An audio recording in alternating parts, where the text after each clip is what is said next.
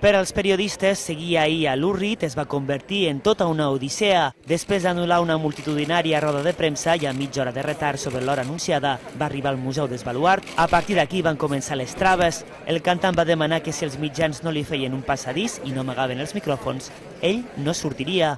Dins del recinte, el propi autor s'encarregava d'inaugurar la seva exposició, però alguna cosa no anava bé i es va tornar a amagar dels mitjans durant una bona estona més. Va avisar que no signaria als fans si les càmeres no s'allunyaven abans. Ell no sortirà en el sabut mentre hi hagi una càmera. Els mitjans van obeir i va començar així una signatura sense periodistas. No, lo noté súper tenso, sí. Pero supongo que es por esto, porque, claro, la gente se le abalanzó. Sí, la verdad es que parecía un poco amable y tal, pero un poco cansado, la verdad, por el tumulto, supongo. Finalment es va deixar veure uns minuts, això sí, prohibit el flash de les càmeres i els focus. No flash, 5 minutos va estar aquí. Sí. I tot sense un sol somriure, més aviat, al contrari. És només un resum de la surrealista trobada entre els periodistes i l'estrella del rock.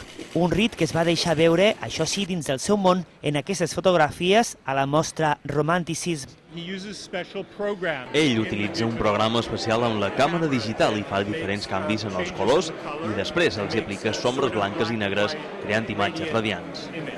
I també va estrenar el seu documental Red Shirley, un geni amb caràcter i que avui actuarà al Teatre Principal de Palma. Okay, that's all.